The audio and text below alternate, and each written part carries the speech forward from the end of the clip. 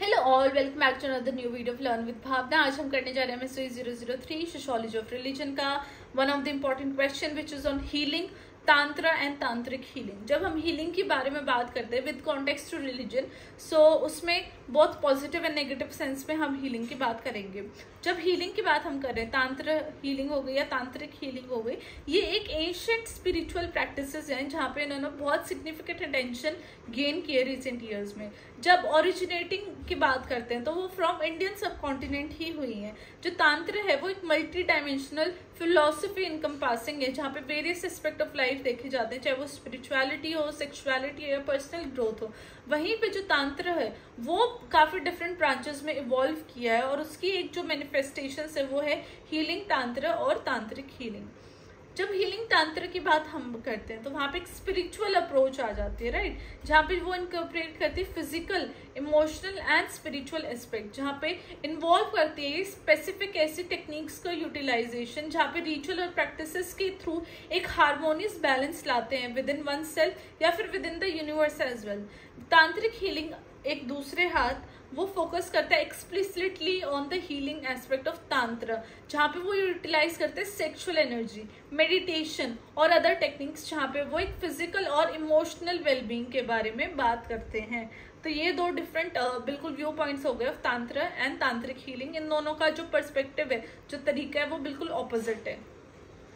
Now talking about this historical and cultural context, जब हम healing तांत्र और तांत्रिक हीलिंग की बात करते हैं तो इसकी जो डीप रूट्स है वो हिस्टोरिकल और कल्चरल कॉन्टेक्स्ट में वो इंडियन सब कॉन्टिनेंट में ही पाई गई है। ये जितनी भी प्रैक्टिसेस है ये मर्ज हुई थी with in the broader framework of ancient Hindu and Buddhist traditions. जब ओवर टाइम तांत्र काफी ज्यादा डिफरेंट रीजन और कल्चर्स में स्प्रेड हो गया था, जहाँ पे उसने लोकल बिलीफ्स और प्रैक्टिसेस को अडॉप्ट कर लिया था, अडेप्ट कर लिया था उसके तरीके से। और जब हम सोशियोलॉजिकली देखते हैं तो हिस्टोरिकल और कल्चरल कॉन्टेक्स्ट बहुत ज्यादा इंपॉर्टेंट हो जाता है ये अंडरस्टैंड करने में, ये इंटरप्रेट करने में कि जो तांत्र और तांत्रिक हीलिंग है उनका कंटेम्प्रेरी टाइम्स में, in today's time modern world में उनका क्या रोल है। सेकेंड आ जाता है सिंबॉलिक इंटरेक्शनिज्म। जब हम सिंबॉलिक इंटरेक्शनिज्म की बात करते हैं तो हम ये देखते हैं कि कैसे डिफरेंट मीनिंग्स क्रिएट किए जाते हैं, नेगोशिएट किए जाते हैं थ्रू सोशल इंटरेक्शंस के थ्रू कैसे मीनिंग्स अटैच किए जाते हैं और कैसे उसके थ्रू डिफरेंट थिंग्स के लिए मीनिंग्स अटैच किए जाते हैं।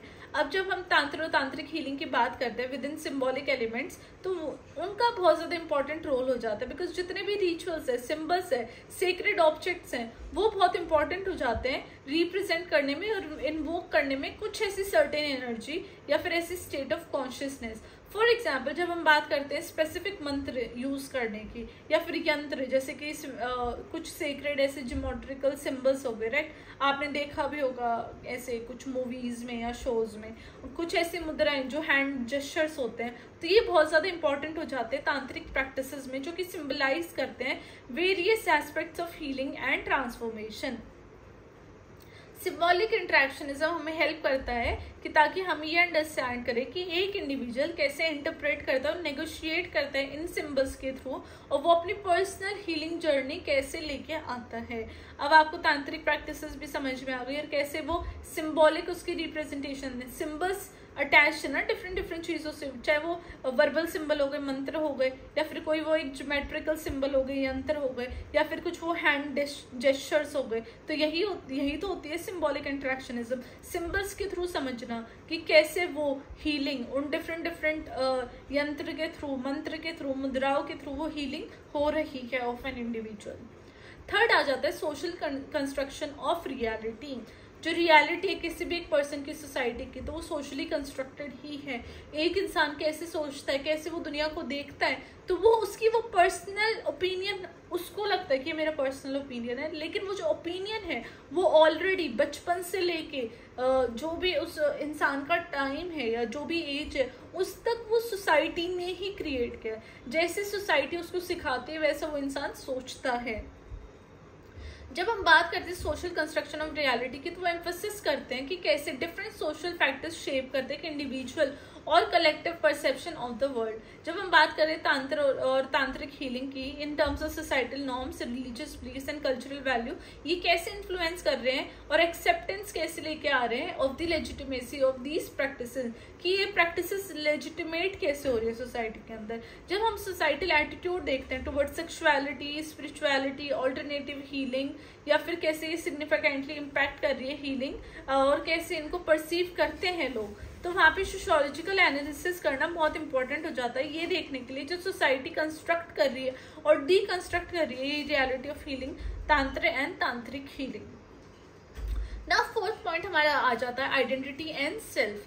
जब हीलिंग, तांत्र एंड तांत्रिक हीलिंग की हम बात कर रहे हैं तो वहां पे हम ये देखते हैं कि जो इंडिविजुअल का एक मीन्स टू एक्सप्लोर है या रीडिफाइन करने का तरीका देयर ओन आइडेंटिटी या फिर आइडेंटिटी ऑफ द अदर्स, तो वो ये इसको कैसे करते हैं through the process of meditation. वो मेडिटेट करते हैं, कैसे एनर्जी वर्क लेके आते हैं जहाँ पे वो कॉन्शियसली टच में रहते हैं। इंडिविजुअल्स एंगेज करते हैं सेल्फ रिफ्लेक्शन में, कि वो खुद को रिफ्लेक्ट करते हैं कि उन्होंने क्या गलत किया, क्या ठीक किया है। उनकी जो मेडिटेशन थी वो इधर इट वॉज राइट और रॉन्ग, वो इंट्रोस्पेक्ट करते हैं खुद के अंदर और खुद की सेल्फ डिस्कवरी के थ्रू वो वर्क करते हैं।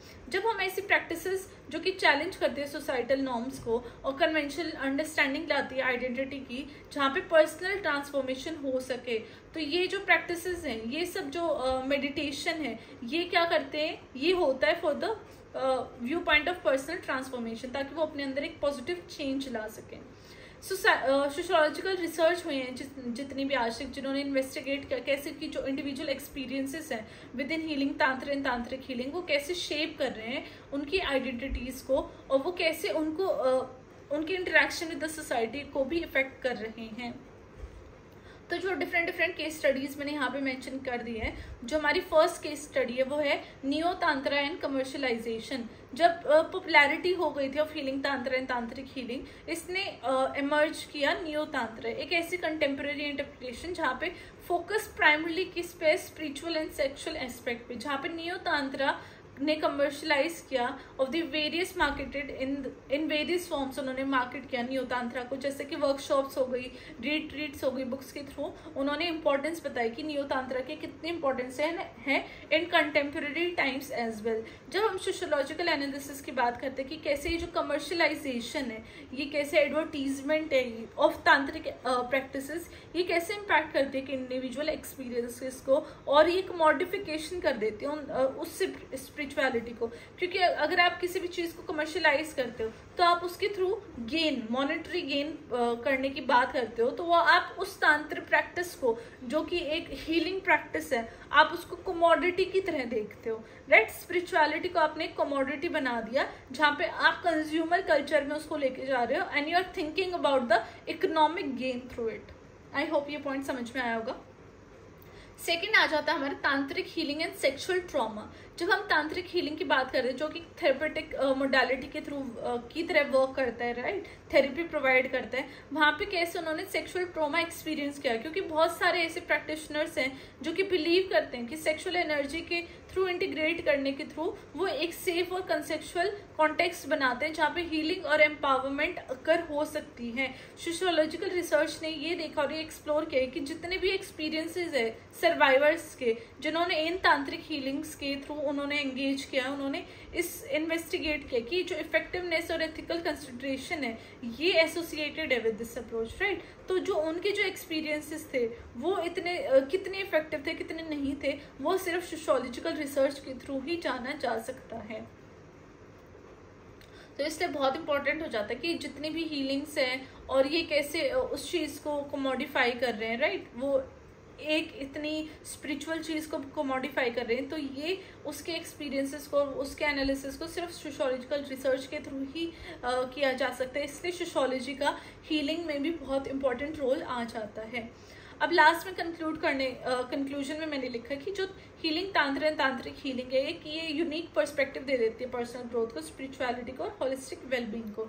जब हम एनालाइज करते हैं इन प्रैक्टिसेस को सोशियोलॉजिकल लेंस के थ्रू, तो हम देखते हैं कि ये जिसका हिस्टोरिकल, कल्चरल और सिंबॉलिक डायमेंशंस है वो क्या रही है, इनके इम्प्लीकेशंस क्या रही है कंटेम्प्रेरी सोसाइटी में। और जब हम अंडरस्टैंड करते हैं इन सोशियोलॉजिकल एस्पेक्ट्स को ऑफ हीलिंग, तांत्रिक एंड तांत्रिक हीलिंग, तो हमें क्रिटिकल एग्जामाइन करना बहुत इंपॉर्टेंट हो जाता है कि सोसाइटी में इनकी कंस्ट्रक्शन कैसे हुई है, सोसाइटी में आए कैसे हैं, अब इनको कमर्शियलाइज क्यों किया जा रहा है और इनका पोटेंशियल बेनिफिट क्या है इन ऑर्डर टू एड्रेस किसी भी एक पर्सन का ट्रॉमा या फिर उसकी नेगेटिव फीलिंग्स जो भी उस पर्सन के अंदर होती है। फर्दर जब रिसर्च करते हैं तो ये देखा जाता है कि ये इम्पॉर्टेंट हो जाती है, नेसेसिटी हो जाती है, ताकि हम नेविगेट कर सके जितने भी कॉम्प्लेक्सिटी है विद इन अ सोसाइटी और इन प्रैक्टिसेस के अराउंड, और जो उनके इंटीग्रेशन है with the contemporary healing modalities. Okay, I hope ये क्वेश्चन इजी था अंडरस्टैंड करने के लिए। वैसे ही इजी ही है, you all go through it once, और जितना जो भी इसका ये कॉन्टेक्स्ट मैटर है इसको अच्छे से अंडरस्टैंड करना, it is very easy to understand and do not worry. जो सब्जेक्ट मैटर है वो ऑलमोस्ट फिनिश होने पे आया है, मतलब कि 4 to 5 मोर वीडियोज है जो कि बहुत शॉर्ट हैं, तो you will do great. Study well, study hard and all the best.